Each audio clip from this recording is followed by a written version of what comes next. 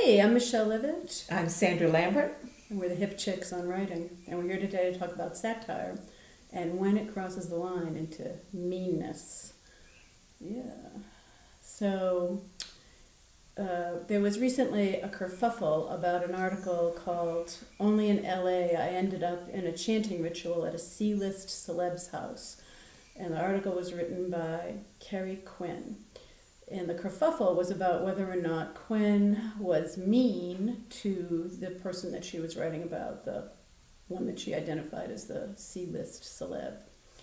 So Sandra and I are on opposite sides of this, and I thought it was okay. Sandra did not. Yeah, I thought it was mean. I thought, she made fun of people's names, and the whole point of the article seemed to be to, be able to write something that got published that was, not just superficial and sort of funny at other people's expense. And it's not a big deal one way or the other, but I think there's a culture of this sort of meanness that is out there with comedians, and I just have, maybe I'm just averse to any sort of controversy, but I don't see any need for it. I don't think we need to add meanness to the world. Anyway, that's my thing. Sandra is a nice person, and I am not. That's so untrue. It is true. So I didn't find anything objectionable in the article at all for a couple of reasons. One, I thought it fit into the genre of satire, which is something that we need, particularly in the current election cycle, to make us feel better. And satire has always been used to poke fun at the powerful.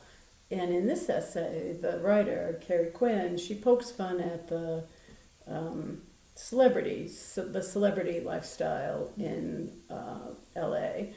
And although I don't know much about LA, I think that celebrities are in the on top group as opposed to the lower groups. So I was okay with it for that reason. Also, it makes fun of chanting. And I chant. I've been a yoga practitioner since I was 12 years old, so that's like, 40 something, almost 50 years. And I still found it funny. And also, the chanting ritual that she was attending was kind of like an Amway party for chanting. So there was an economic element in it. And then my last thing where I thought it was okay was because she was poking fun at somebody who was a celebrity, and that means that person is a public figure. And when you're a public figure, you give up all your rights to privacy. So, Okay, she met this woman in a park, and they had a friendly conversation, and she got invited to her house. And I'm saying all this, and then you sent me, and I have to question myself and question about stereotypes and the untwisting of stereotypes, because you sent me an article to bolster your point of view. That was a satirical article written by Mike Juster. About Ben Lerner's book, The Hatred of Poetry. And it is rough on that book. It's really rough. And it's, but it's very logical, and it has a lot of backup to what he's saying, but it does dip into the personal. It talks about this author in a personal way, accuses him of having a midlife crisis, and so, but it didn't bother me at all.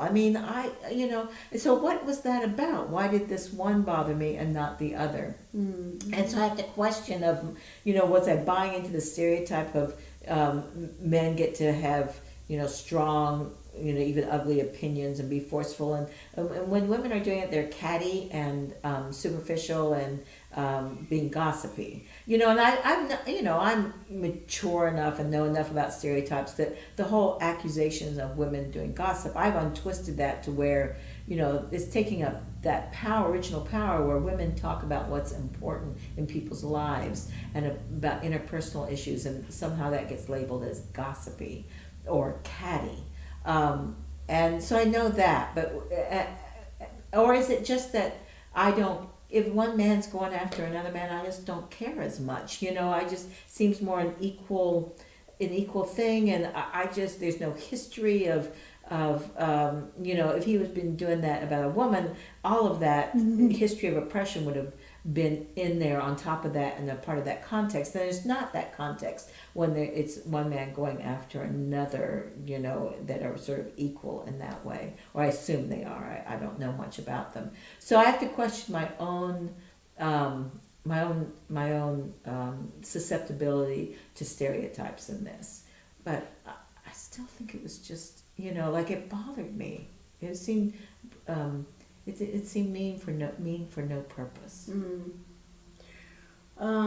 So I really saw Carrie Quinn's article as fitting into that tradition of satire.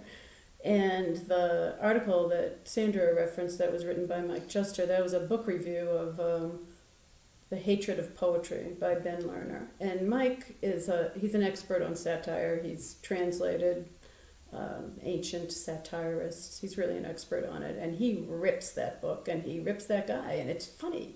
It's funny as hell. And I loved that review. But again, I'm not a nice person.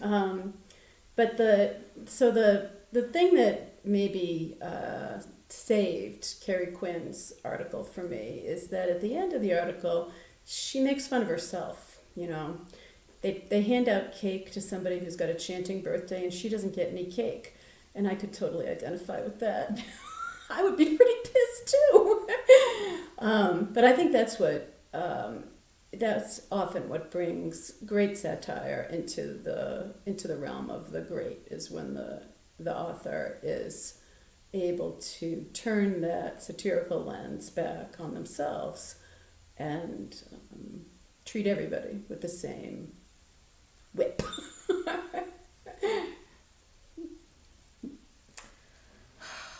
You almost had me convinced, but there's still something.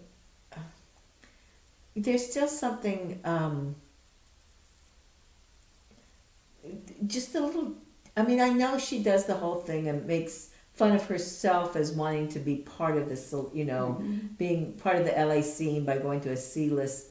Who she doesn't say the person's name. This woman that was like kind to her and talked to her at the park, but she gives enough identifying information that one could figure it out if they wanted to. And I just think she has become part of that, and she does cop to that, being part of that, wanting to have that niche on her bedpost or whatever you call it, of the LA, being the LA person, being part of the LA scene, to have gone to a C-list celebrity's house. But it was just she was just using all of that, and these are real people involved, and I know they have their faults, but no one was hurting her, and no one was hurting the world, and no one was I just didn't understand why she would do that, other than to get an article published. What's wrong with that? Nothing at all. See? She is a nice person. Yeah.